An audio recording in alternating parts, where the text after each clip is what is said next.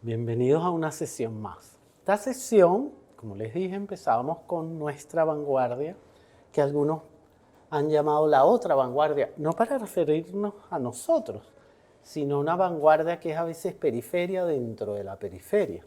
Nosotros no somos Buenos Aires, no tuvimos a Borges, pero tuvimos unos escritores de vanguardia, unos manifiestos importantes y sobre todo en ese manifiesto que leímos en la sesión pasada, una conciencia grave, importante sobre la época, la historia, la lengua, la técnica, la expresión y la forma expresiva. La sesión de hoy se llama Julio Garmendia, El alma de lo mecánico, alegoría, cosificación y fantasía. Yo hablé antes, en una de las sesiones pasadas, cuando vimos las imágenes de la vanguardia, yo hablé antes y vimos las características de la vanguardia, de modernolatría en ciertas obras de vanguardia opuestas, según un teórico y poeta argentino famoso y célebre, ya fallecido, de los años 50, 60, llamado Saúl Yurkevich. Él oponía la modernolatría al agonismo, él lo llama así agonismo, presente en otras obras de vanguardia. Según este crítico y poeta argentino, cada una representaba respectivamente lo cosmopolita o europeizante, por un lado, lo modernólatra, y lo nacional, crítico, en sentido de cuestionador en relación con lo moderno, lo agónico, por otro. A sus ojos, el grupo Florida, por eso yo les puse en la sesión antes pasada la calle Florida, ¿no? Porque es una calle. El grupo Florida, del cual formaba parte Borges, representaba esa primera tendencia llamada por él modernólatra. Mientras el grupo Boedo, del cual formaba parte Roberto Arlt, el narrador, el gran narrador, no era poeta, representaría la segunda tendencia, la agonista. No obstante, esas tendencias trazadas por la crítica no siempre retratan toda la vivacidad y las contradicciones de la experiencia, de la realidad y la vida. Nosotros leímos el poema Carnicería, nada más con ese nombre, parece de vanguardia, pero el realismo que tiene ese poema de Borges, escrito en pleno fragor de las vanguardias, que es su primer poemario, Fervor de Buenos Aires, contradiría un poco esto que estamos diciendo, ¿verdad? Así Borges, el presunto modernólatra, escribirá en los años 20 el poemario Fervor de Buenos Aires y las prosas entre narraciones y crónicas de Evaristo Carriego, que se publica en el 30. Y en el medio hay otros poemarios, Luna de Enfrente, Cuaderno San Martín, que son todas, tienen en todas estas obras escritas y a lo largo de su vida, en su poesía, siempre que es menos estudiada, ¿verdad?, que su prosa o narrativa, Borges ponía en cuestión la expansión moderna, cosmopolita, modernizante, extranjera, de además su ciudad, que era la entrañable Buenos Aires para él. Él ponía más bien de relieve los suburbios, también donde se llevaban a cabo experimentos urbanísticos nuevos, en esos suburbios, como Adrogué, qué sé yo, que están a la salida de Buenos Aires. Pero él ponía de relieve las costumbres criollas, ¿verdad? Las costumbres, los compadritos, el tango, la milonga, ¿verdad? Él exaltaba así más bien una cultura criolla de las esquinas y del arrabal, fijándose en figuras históricas de la Pampa y forjando una auténtica mitología sonora y visual de lo criollo, porteño y argentino, más afincada en los suburbios que en el corazón de la ciudad. Por su parte, Arlt, Roberto Arlt, el presunto agonista, ese Dostoyevsky, como decían, que hablaba lunfardo, y que creo que el propio Borges afirmaba esto, imaginaba en su célebre conjunto narrativo Los Siete Locos y el Lanzallamas máquinas delirantes destinadas a revolucionar el mundo y la sociedad. No olvidemos que era químico, es decir, un científico. Irónicamente, y desde el punto de vista de Arlt, hay algo mecánico y por lo mismo delirante escéptico y hasta siniestro en las entrañas de la revolución que él plantea en el conjunto novelesco, y al revés, en las entrañas de toda máquina o en los objetos o mercancías hay un ánima revolucionaria. Trasladándonos a la poesía, podríamos ver en principio, y solo en principio, esta oposición entre modernolatría y agonismo, por ejemplo, en Huidobro y Vallejo. El primero, según esta clasificación, sería el modernólatra, Huidobro, desde luego, y el segundo, Vallejo, el agonista. Sin embargo, Huidobro, tanto en sus poemas de guerra como en Altazor, horada todas las máquinas, los aviones, los cañones o la Torre Eiffel, por ejemplo, al superponerles, como en un collage, imágenes orgánicas y naturales de aves, animales o paisajes, como si fuese posible, dentro de ese mundo mecánico o superpoblado de máquinas, incluso siniestras como la de la guerra, hallar lo natural o arcádico. Aún más, hallar la voz y el oído dentro de las entrañas de la visión, rajando o cortando el ojo, como en esa célebre escena del perro andaluz. Ustedes la van a ver en nuestra diapositiva número 1. Era el ojo, ¿verdad? El órgano dominante ahora en la percepción poética. No olviden que Huidobro escribió caligramas, y los caligramas eran dibujos con palabras.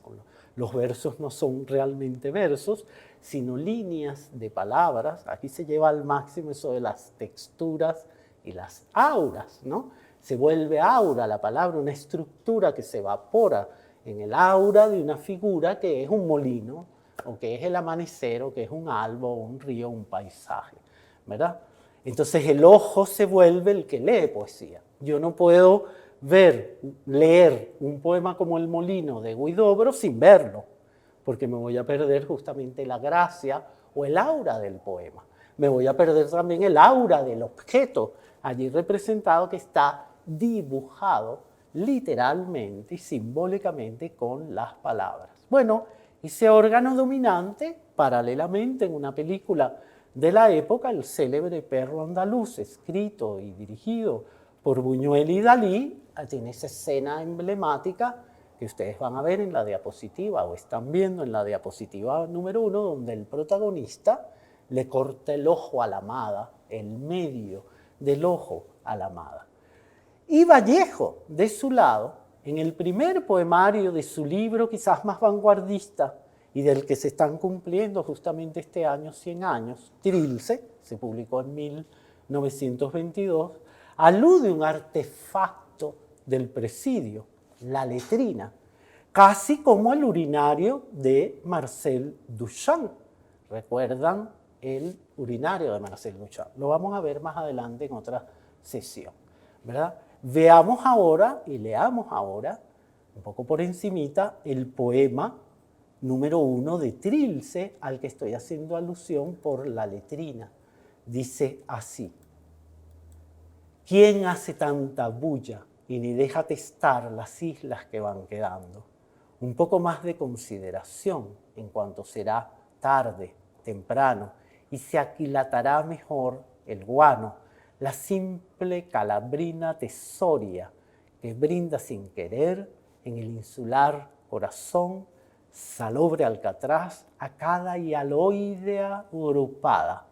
Un poco más de consideración y el mantillo líquido 6 de la tarde de los más soberbios bemoles, y la península párase por la espalda, a voz aliada, impertérrita, en la línea mortal del equilibrio. Bueno, uno no entiende mucho, pero se sabe que el poema, eso es muy interesante en muchos poemas de vanguardia.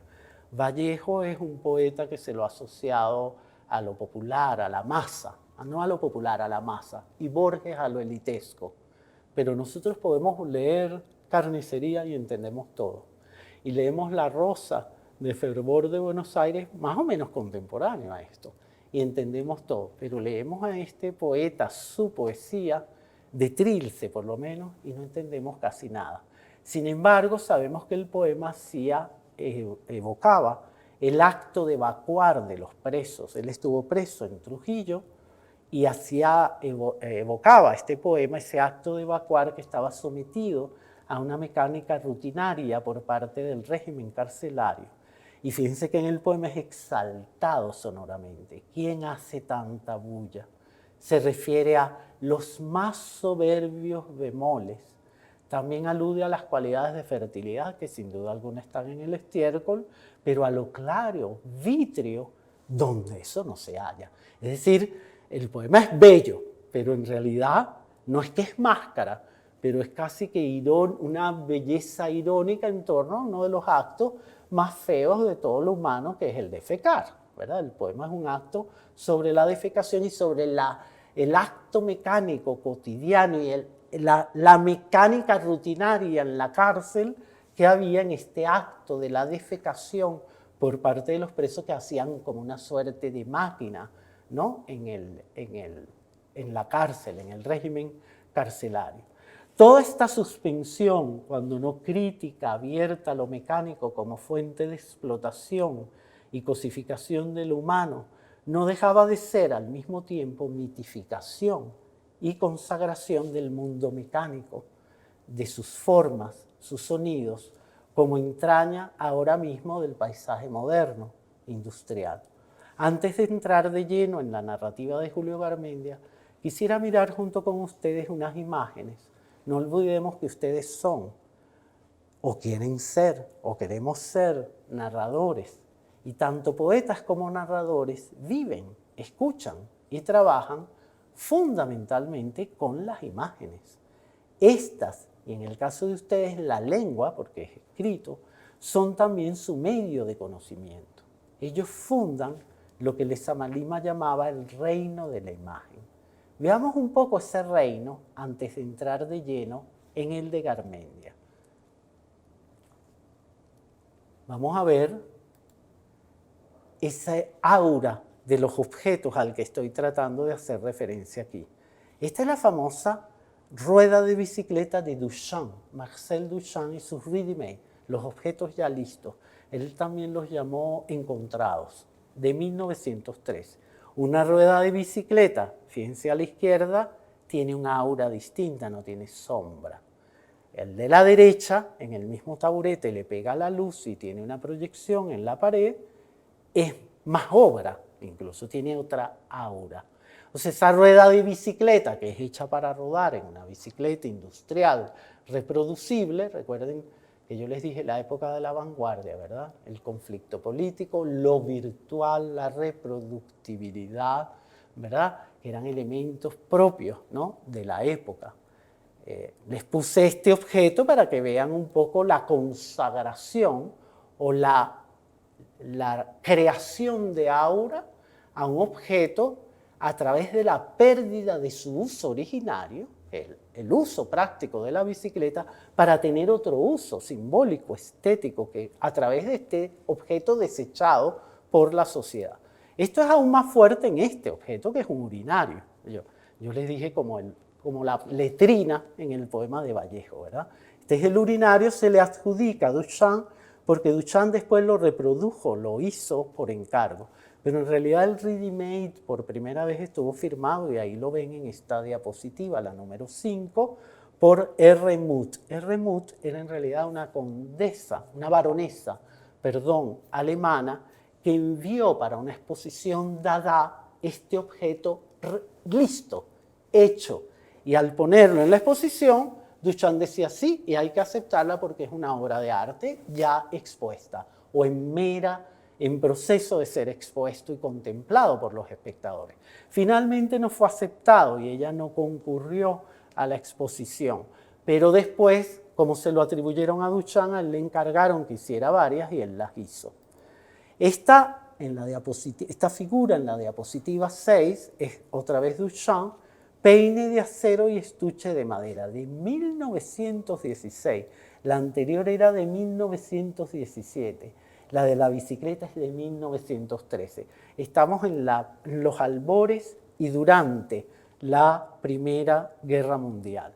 Vean esta, la figura diapositiva 6, la del peine, como es un peine dentro de un estuche. Pero el color, la combinación, bueno, hacen que si fuese pintado parecería un Cruz 10, ¿verdad? Ustedes lo ven bien y me parece es bellísimo, pero en realidad son unos objetos. Esto es lo que se llama un ensamblaje, ¿verdad? Ni siquiera un collage, un ensamblaje. Yo pongo un objeto que es un celular dentro de algo, el celular tiene un color, yo lo combino y creo un uso distinto, que no es pragmático, es simbólico, es artístico. En la diapositiva 7 tienen este collage a la izquierda de Schwitters, Catan, 1921, un collage sobre papel, y del mismo Schwitters a la derecha, ¿verdad? Un ensamblaje con papel, madera y cartón. Miren lo rugoso del segundo, el de la derecha, y miren lo liso, armónico del de la izquierda. Estructuras y texturas, como nos enseñó la vieja amiga Virginia Woolf. Y del mismo Schwitters, el Merzbau, o la habitación acumulativa, que va de 1920 y 36, porque en realidad aquí la obra es su casa. Uno de los primeros, bueno, hoy lo perseguirían por acumulador, pero en esa época él hizo esto una de las bellas artes, acumular cosas para ensamblar, para hacer ensamblaje.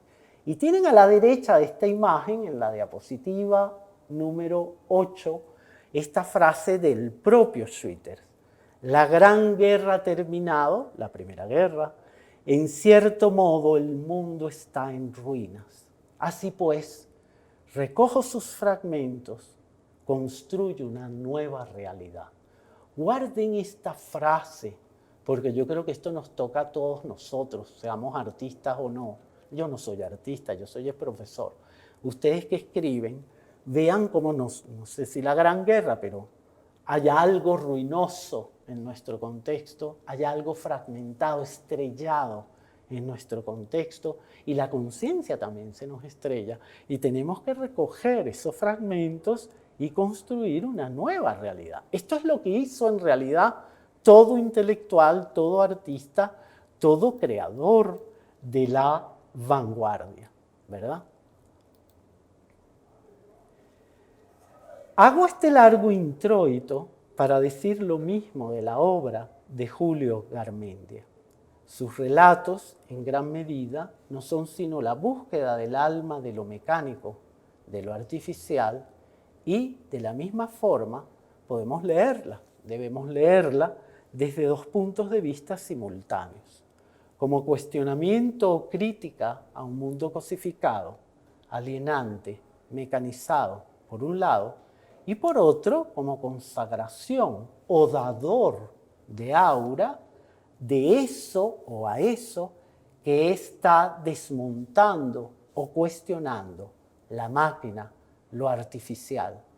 De hecho, en sus relatos, particularmente en la tienda de muñecos, podemos ver la animación de las mercancías o de lo artificial, casi mejor decir, la locura de las mercancías. Pero justamente, a causa de la ironía y la parodia, nuestro narrador desmonta este reino de la mercancía, lo artificial y mecánico, y al mismo tiempo, gracias a la ironía y la alegoría, consagra ese mismo dominio, el de lo artificial y lo mecánico.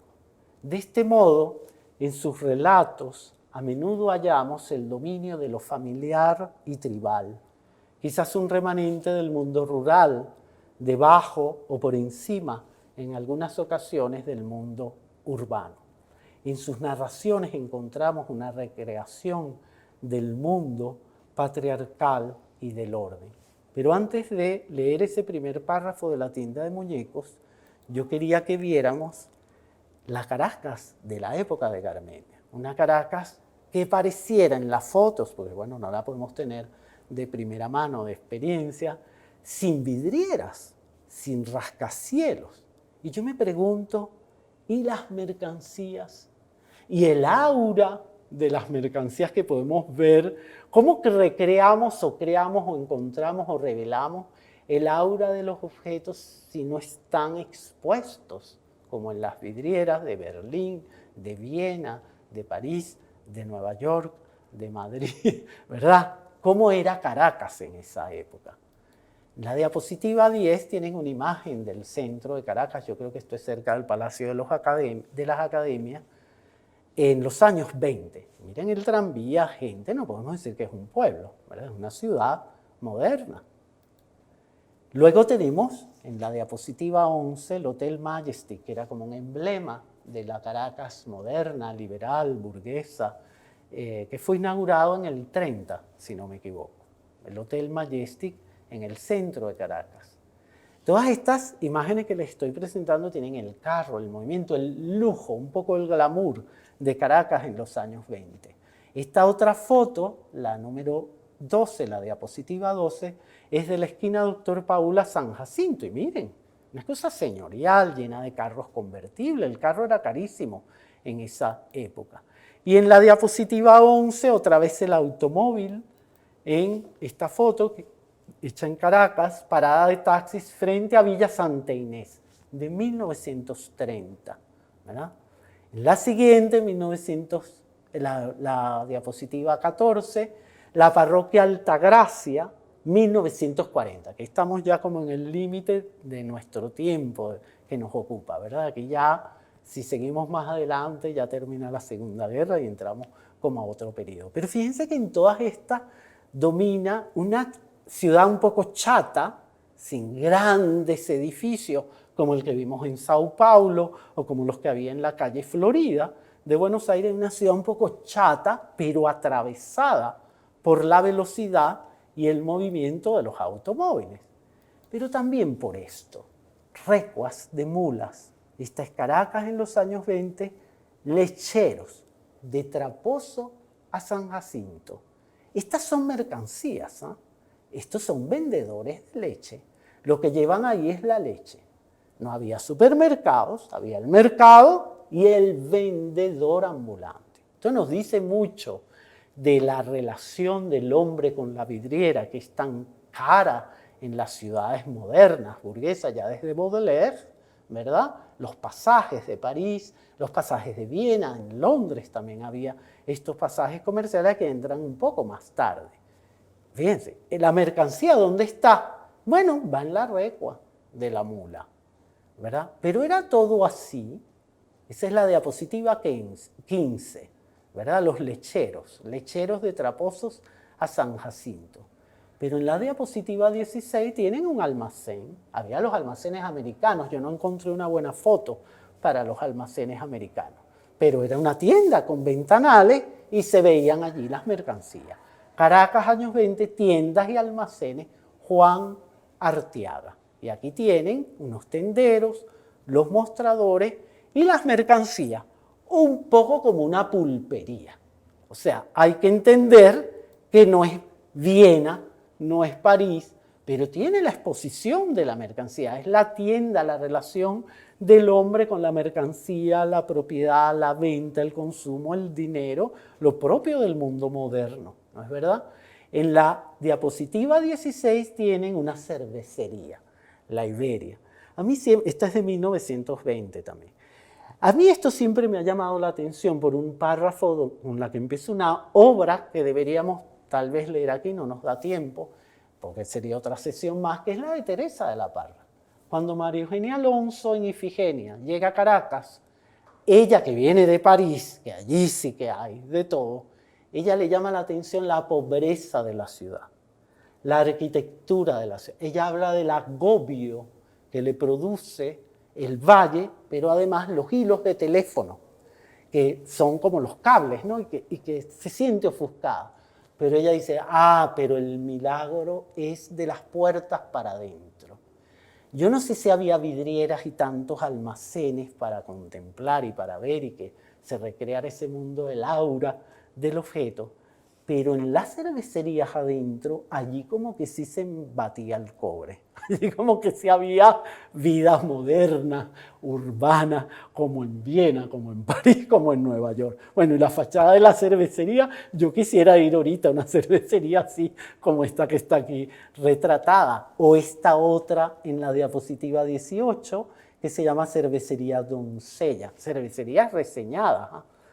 Y miren esta, de la 19, esta se las traje yo como ironía, Tiendas Adams. Esta yo supongo que es de los 50, los 60, 1950, 60, creo que en Sabana Grande, ¿no? Donde sí es el imperio de las vidrieras en los años 60 y 70 y hasta 80, tal vez hasta hoy, pero donde se crearon muchos de los movimientos de neovanguardia que ustedes van a ver después con otro profesor. Volvamos para atrás. Nuestras mercancías aquí adentro. Yo no logré reproducir bien una fotografía de una de estas cervecerías al interior para que vean el jolgorio, la muchedumbre que había allí comiendo, almorzando, bebiendo. Y yo tomo esa foto y digo Nueva York y la gente lo creería, ¿verdad? Es tal vez al interior de estos establecimientos, si se me permite parafrasear a Teresa de la Parra, donde vamos a ver verdaderamente ¿cómo se llama? El verdadero fragor y efervescencia de lo urbano en Caracas desde el punto de vista de contemplarse, contemplar, vender, comprar, ¿verdad? Y en la diapositiva 21, nosotros vamos a empezar a ver, nosotros diríamos, ¿y aquí no se buscó el aura de los objetos? Bueno, uno diría que no, pero no es cierto. Hubo también quienes retrataron, buscaron, crearon el alma y la ironía de los objetos. Por ejemplo, Reverón. Armando Reverón, vean la pajarera de Reverón en esta diapositiva, la A21. O la siguiente, una de sus célebres muñecas. O la siguiente, que parece una tienda de muñecos de él, la diapositiva 23, muñecos y objetos de Reverón. ¿Verdad? Van a ver una mujer, un hombre en máscara, ¿verdad? O esta siguiente en la diapositiva 24, en la que hay un acordeón y al lado, a la derecha, una mandolina. Ambas de 1940. Ya yo estoy aquí tocando el límite, digamos así, de mi periodo. O la siguiente, la diapositiva 25, tal vez de la misma fecha, el teléfono que parece casi una máscara. Yo les he puesto estos objetos que, a diferencia de los de Duchamp, los crió Reverón. Duchamp nos trajo sus objetos encontrados o ready-made, ya hechos, ya fabricados, los saca de su contexto originario, un baño, un urinario está en un baño, ¿verdad? Una letrina está en un baño, una rueda de bicicleta en una bicicleta, un peine en una peinadora.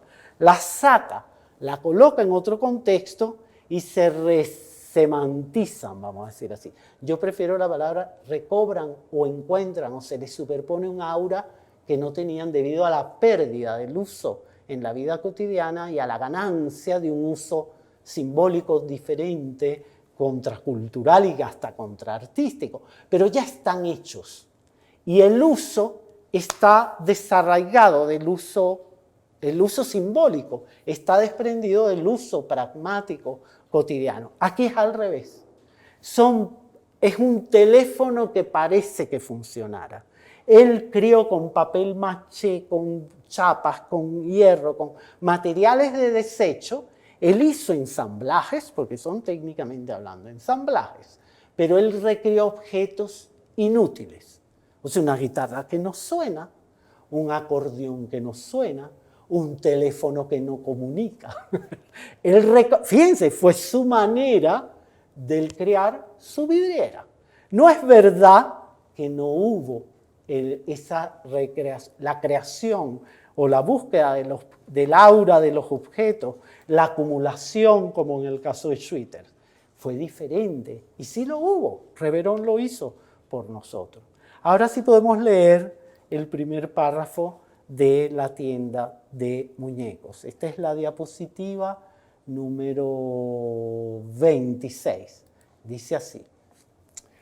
No la voy a leer todo, desde luego. La tienda de muñecos, voy a leer un fragmento, es de 1927.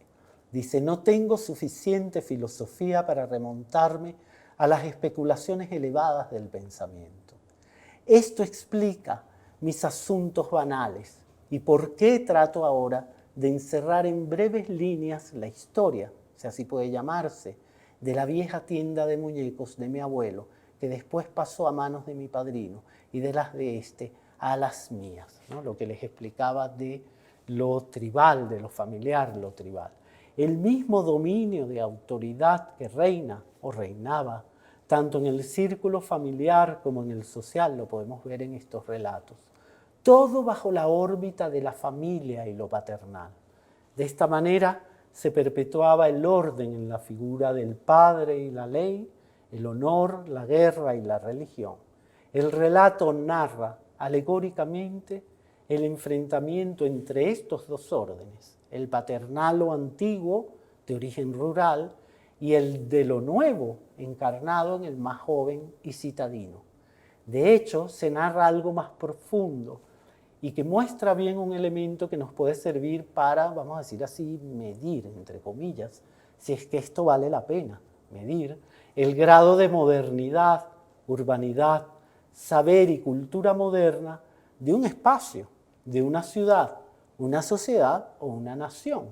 El paso entre el dominio de los lazos familiares al de los lazos sociales, ciudadanos o políticos, o medir también la imposibilidad de realizarlo. Vamos a decir así, la aporía moderna entre un mundo viejo y arcaico y otro nuevo.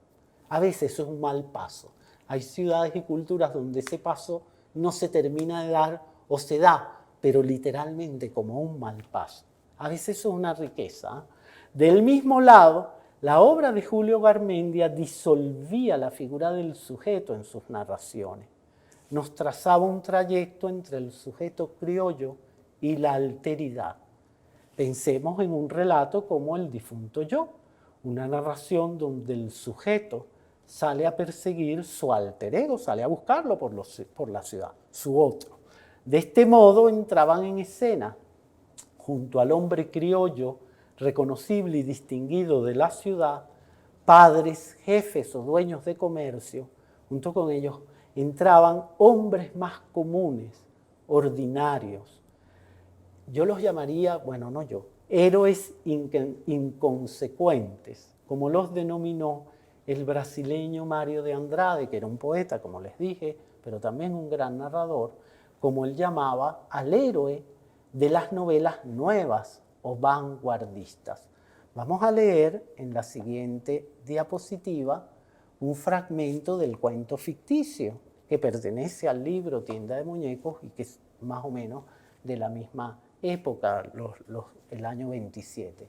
Dice así. Déjenme poderme acercar.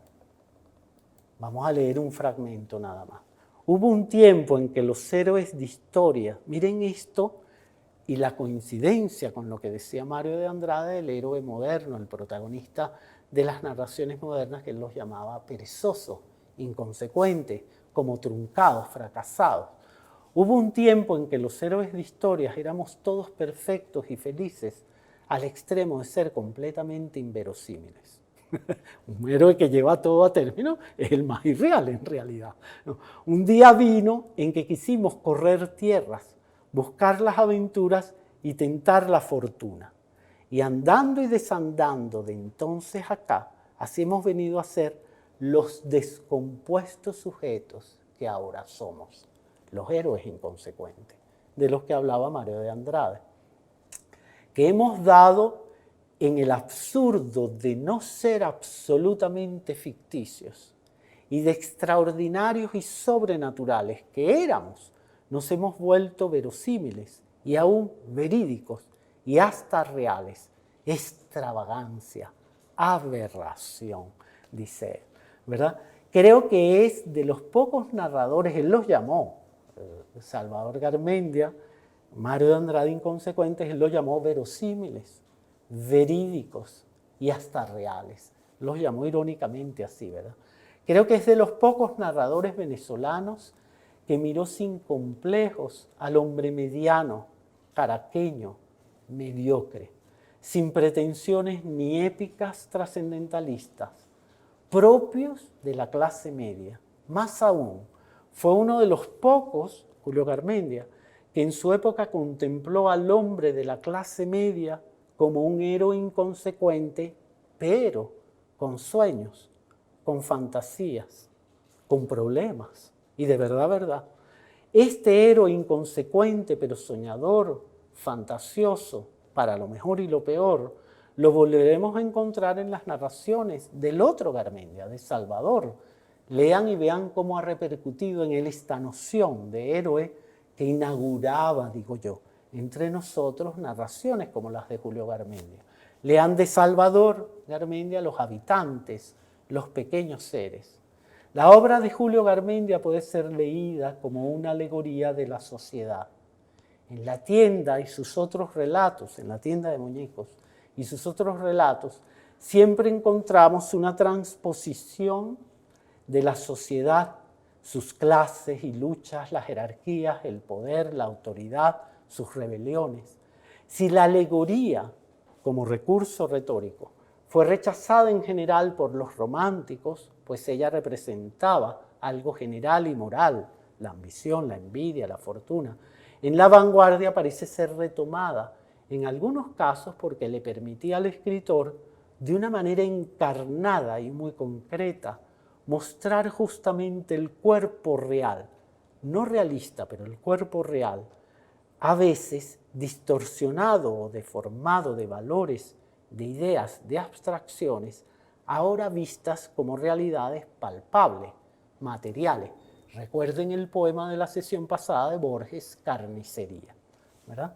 Quizás lo que algunas veces hemos leído con razón como transposición entre la realidad y la ficción, en los relatos de Julio Garmendia debemos leerlo como las representaciones alegóricas de nuestra sociedad, como la gran alegoría de una sociedad que buscaba, dentro de lo moderno, reconocer los rastrojos o huellas de un mundo rural, noble, pero percibido como fantasmagórico dentro de la ciudad moderna. Quiero cerrar, ya que hablé del aura o alma de la máquina en esta narrativa, con una lectura. Se trata del relato La máquina de hacer pu, pu, pu. Vamos a leer uno de los fragmentos, igual no lo vamos a leer todo, de Julio Garmendia, La máquina de hacer pupú, en las diapositivas 28 y 29. Dice así: este es un relato que apareció en La hoja que no había caído en su otoño, que se publica en 1979. Lo que pasa es que Julio Garmendia guardaba y revisaba y reescribía los textos. Nos cuesta mucho saber la fecha original de esta época, de este relato, por ejemplo. Dice así: la máquina de hacer pu, pu, pu, como una locomotora, ¿no? Pero marchando pu, pu, vamos a decir así. Era la última palabra en materia de adelantos científicos, dice él. Salto un poquito. Fue una ola de optimismo y de ilimitada confianza en el futuro. Cada día se producían nuevos portentos, nuevos inventos, grandiosos e increíbles que cambiaban y revolucionaban por completo una y otra vez en cortos intervalos la hasta entonces mísera existencia humana. No había ya límites para lo que podía soñar y ambicionar la humanidad. Salto un poquito. Y ahora esta máquina de hacer pupú era la nueva maravilla, el nuevo portento, y en realidad la cosa más revolucionaria de cuantas había podido concebir y realizar la mente humana. Salto un poco y dice como a mitad de la siguiente página, dice: para decirlo todo de una vez, había llegado la época del pupú prefabricado, a mínimo precio y óptima calidad inmejorable, y la antigua y pequeña industria doméstica languidecía, agonizaba y desaparecía rápidamente. Las letrinas, pues, y los urinarios pasaron, ¿verdad? Gente de traiciones, en una palabra, amiga de conservadurismo. Bueno, todos los que se oponen al nuevo invento, él los llama así. Ya al final, él dice, es muy interesante, él habla al final que se va absorbiendo tanto el pupú por esta máquina, que ahora no es solo la gente, sino la máquina produciendo pupú, que la tierra se infla y explota. Es impresionante la imagen de Julio Garmendia. Nunca es grotesca, pero roza lo grotesco. Nunca es vulgar, ahí ni siquiera roza lo vulgar. Siempre un señor elegante, con una escritura elegante, casi que un borgesiano entre nosotros, ¿verdad? Pero la idea de derroche, de despilfarro, de inflación de la tierra, del desperdicio, del desecho hasta que explota y la tierra lo absorbe, la naturaleza. Volvió el pupú a la tierra, pues a donde pertenece el pupú. Todo a través de esta máquina, ¿no? La máquina versus la naturaleza o la naturaleza de la máquina están aquí recreados, ¿verdad? Pero también algo que era importante, creo yo, en Julio Garmendia y en todos estos artistas de los objetos, la naturalización de lo mecánico o de la máquina y lo artificial. Fíjense, la tierra al final del relato absorbe o asimila todo, pero nosotros, la mente, la creatividad de nosotros es capaz de absorber todo. Nosotros asumimos y recreamos con nuestros desechos, con nuestro cuerpo. Nosotros que estamos en un taller de narradores, bueno, aprendan de Garmendia hasta hacer un relato a partir del pupú, cosa de la que no habla mucho el venezolano en su arte y en las obras literarias. Bueno, aquí sí. ¿Y cómo? Porque nunca vulgar, nunca grotesco, pero roza y pasa por todo eso como un cisne sin ensuciarse la sala. Bueno, ahí está un aprendizaje de cómo tratar todo esto dentro de, vamos a hacer así, volverlo belleza, arte y literatura. Bueno, nos vemos en una próxima sesión.